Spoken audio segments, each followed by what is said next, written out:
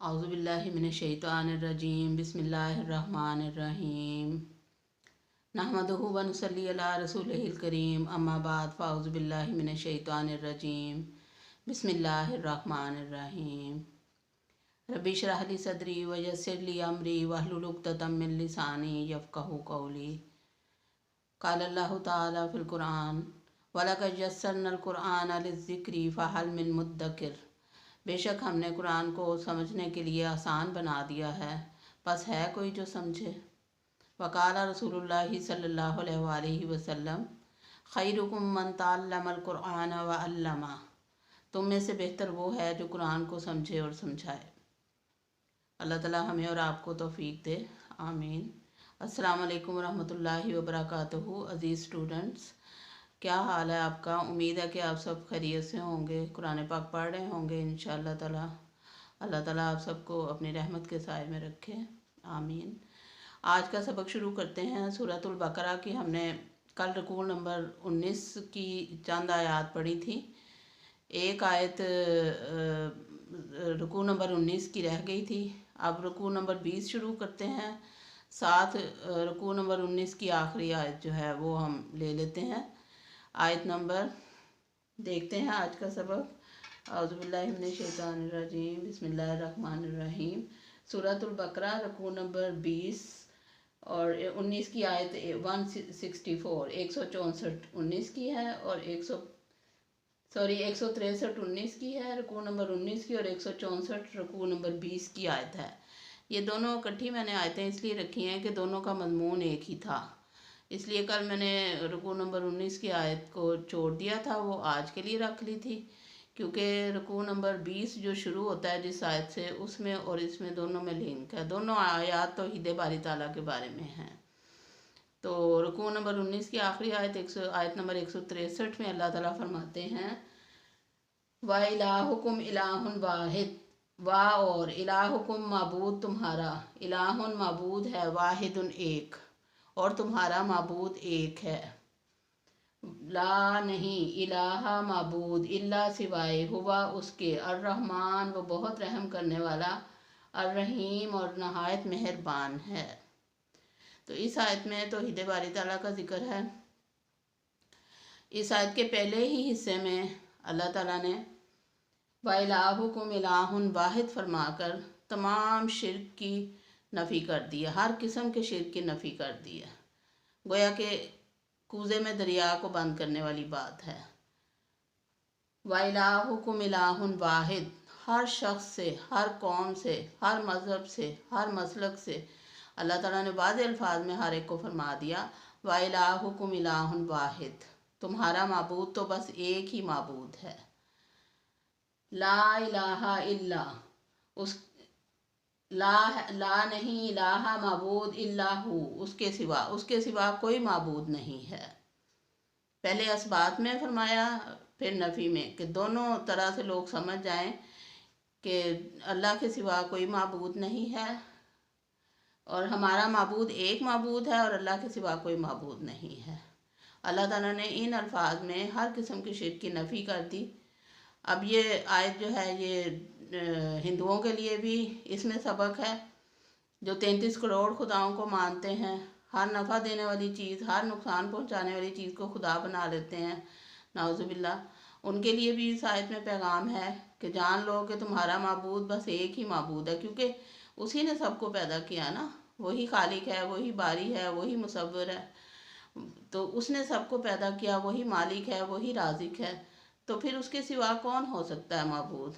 तो उनके लिए भी इसमें सबक है। इसमें ईसाइयों के लिए, यहूदियों के लिए, मजूसियों के लिए, बुद्ध मत के लिए, जैन मत के लिए, सिखों के लिए, चाइनीज़ के लिए, जापानीज़ के लिए, हर एक के लिए, हर मसलक, हर कौम, हर मज़हब, हर मिलत के लिए इसमें पैगाम है अल्लाह ताला का कि जान लो कि तुम्हारा माबूद बस एक ही माबूद है, उसके सिवा कोई माबूद नहीं, और वह माबूद इंतहाई मेहरबान और नहायत रहम करने वाला है। इसमें तौहीद का दर्स दिया गया। तौहीद का लफ्ज़ जो है वो वाहिद से बना है। वाहिद का मतलब है एक, तौहीद का मतलब होता है एक जानना, यकता मानना। اور اصطلاح میں جب آ جاتا ہے، اسلام کی اصطلاح میں، تو اس کا مطلب ہو جاتا ہے کہ اللہ کو ایک اور یکتا ماننا۔ اور اس آیت کے مطابق اللہ تعالیٰ کی تعریف جو اللہ تعالیٰ نے اپنی 2 صفات اس میں بیان کی ہیں، رحمان اور رحیم، لیکن اس کے علاوہ بھی قرآن میں بے شمار آیات ہمیں ایسی ملتی ہیں جس میں اللہ تعالیٰ کی توحید کا، اللہ تعالیٰ کی صفات کا ذکر ہے۔ اللہ تعالیٰ کی ذات، اللہ تعالیٰ اپنی ذات میں یکتا ہے۔ قرآن کہتا ہے لیسا کمثلہ شیء، اس جیسی کوئی چیز نہیں۔ اللہ تعالیٰ اپنی صفات میں یکتا ہے۔ اللہ تعالیٰ فرماتے ہیں وَلِلَّهِ الْأَسْمَاءُ الْحُسْنَى فَادْعُوهُ بِهَا، اللہ کے نہایت اچھے نام ہیں، اسے ان ناموں سے پکارو۔ اللہ تعالیٰ اپنے افعال میں یکتا ہے، وہ قادر مطلق ہے۔ ان اللہ علی کل شیء قدیر، اور یفعل ما یرید، وہ جو چاہتا ہے کرتا ہے۔ وہ مالک ہے، وہ رب ہے، وہ رازق ہے، وہ مہیمن ہے، وہ ذوالجلال والاکرام ہے، رحمان ہے، رحیم ہے، عزیز ہے۔ تو اللہ تعالیٰ کے تو بے شمار نام ہیں، حتیٰ کہ قرآن نے فرمایا کہ اگر زمین کے سارے درخت قلم بن جائیں اور سارے سمندر سیاہی بن جائیں اور ان میں 7 سمندروں کی سیاہی اور شامل کر دی جائے، پھر بھی اللہ تعالیٰ کی صفات کا بیان ممکن نہیں ہے۔ اتنی زیادہ وہ صفات رکھنے والی ہستی ہے۔ ظاہر ہے وہ بالا تر ہستی ہے، وہ مالک الملک ہے، وہ ذوالجلال والاکرام ہے، اس جیسا کون ہو سکتا ہے؟ بس کمی ہے تو ہماری عقلوں میں، انسانوں کی عقلوں میں کمی ہے، جو یہ جانتے بوجھتے کہ یہ کائنات جو ہے وہ اللہ تعالیٰ کے ہونے کی گواہی دے رہی ہے۔ ایک ایک چیز اس کائنات کی، اگر ایک تنکے کی مثال بھی لے دیں تو وہ بھی نہیں کوئی بنا سکتا، گھاس کا ایک تنکا بھی کوئی نہیں بنا سکتا۔ تو اتنی سی بات ہے، انسان اگر اپنی ذات پہ ہی غور کر لیں، یہ جتنے نان مسلم ہیں، جتنے اللہ کے ساتھ شریک ٹھہرانے والے ہیں، تو ان کو سمجھ نہیں آتی کہ اپنی ذات پہ ہی غور کریں کہ ہم کیسے اس دنیا میں آئے اور کیسے بڑے ہوئے، تو اسی سے سمجھ آ جائے کہ وہ ذات ایسی ذات ہے جس جیسا کوئی بھی نہیں ہے، وہ اکیلا ہے، وہ اکیلی ہستی ہے، وہی عبادت کے لائق ہے، وہی پرستش کے لائق ہے۔ یہ چیز سمجھ آ جائے تو سارے جھگڑے ختم ہو جائیں۔ اللہ کرے کہ ان کو سمجھ آ جائے کہ اپنی آخرت ٹھیک کرنے کی فکر اگر ہے تو ہم اللہ کو ایک مانیں، اور باقی تمام جتنے بھی شرک بناتے ہیں، الوہیت میں جو شریک ٹھہراتے ہیں، جو ابنیت پہ یقین رکھتے ہیں، جو اقانیم ثلاثہ کو مانتے ہیں، 3 خداؤں کو مانتے ہیں، ان سب کو اللہ تعالیٰ ہدایت دے، اور اس آیت کی فرما برداری اور اتباع اور اس حکم پر عمل کرنے کی اللہ تعالیٰ سب کو توفیق دے۔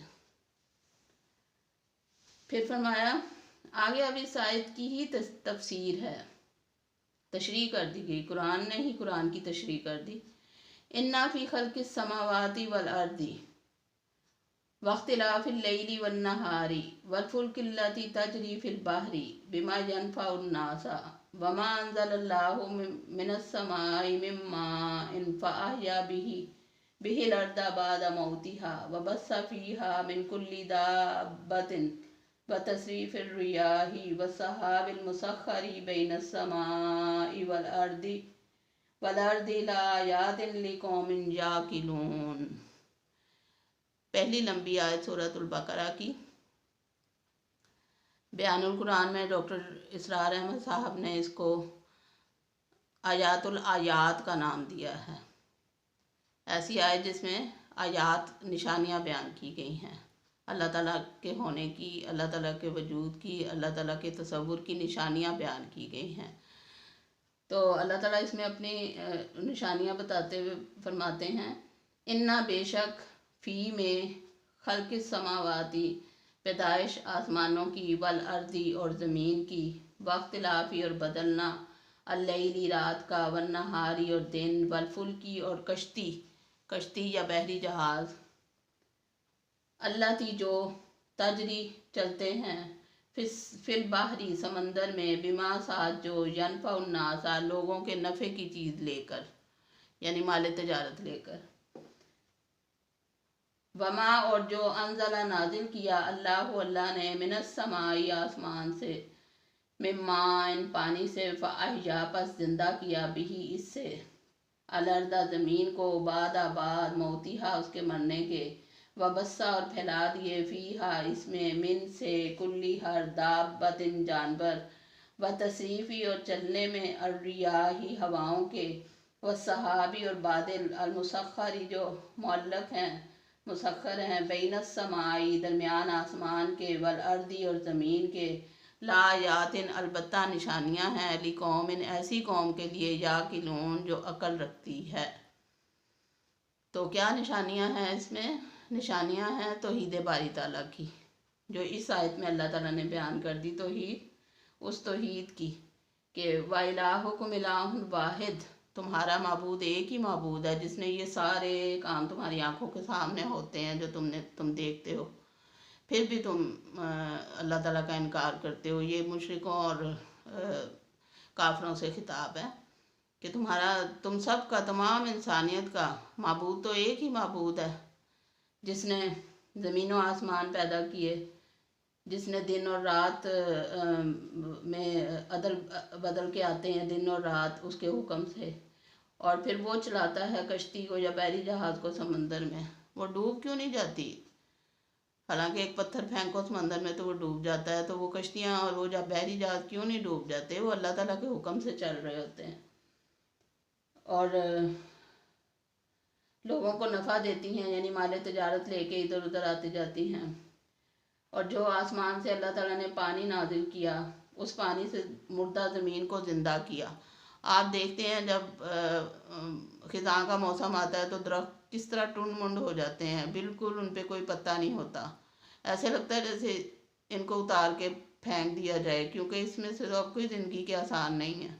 لیکن جو ہی موسم بہار آتا ہے، جب بارش ہوتی ہے، برسات آتی ہے، تو سارے ہرے بھرے ہو جاتے ہیں اور انسان کو یقین نہیں آتا اور حیران ہوتا ہے کہ یہ کہاں سے ان میں پتے نکل آئے۔ تو یہ اللہ کی قدرت ہے ساری۔ تو اللہ تعالیٰ فرماتے ہیں کہ اس پانی سے جو اللہ تعالیٰ نے آسمان سے نازل کیا، یعنی بارش، اس سے اللہ تعالیٰ اس مردہ زمین کو زندہ کر دیتا ہے اس کے مرنے کے بعد۔ پھر اللہ تعالیٰ نے اس زمین میں ہر طرح کے جانور پھیلا دیے، انسانوں کے فائدے کے لیے، انسانوں کے کھانے کے لیے، انسانوں کو دودھ کی ضروریات پوری کرنے کے لیے، انسان کی جو اس کی کھال سے چیزیں بنتی ہیں جانوروں کی، تو ہر طرح کا فائدہ جانوروں میں جو اللہ تعالیٰ نے رکھا ہے، اور پھر ان جانوروں کو زمین میں پھیلا دیا اور انسانوں کے لیے وہ مسخر بھی کر دیا۔ پھر ہواؤں کے چلنے میں اور پھر بادلوں میں جو آسمان اور زمین کے درمیان معلق ہیں، بادل جو ایسے بغیر ستونوں کے کھڑے ہیں، آسمان جو بغیر ستونوں کے کھڑا ہے، اور پھر اس کے نیچے بادل ہیں جو تیرتے رہتے ہیں اور جو بکھرے رہتے ہیں۔ تو بادل اللہ تعالیٰ نے بنا دیے، وہ بھی اللہ کی قدرت ہے۔ ظاہر ہے انسان اگر غور کرنے لگے تو ایک ایک چیز میں اللہ کی قدرت نظر آتی ہے۔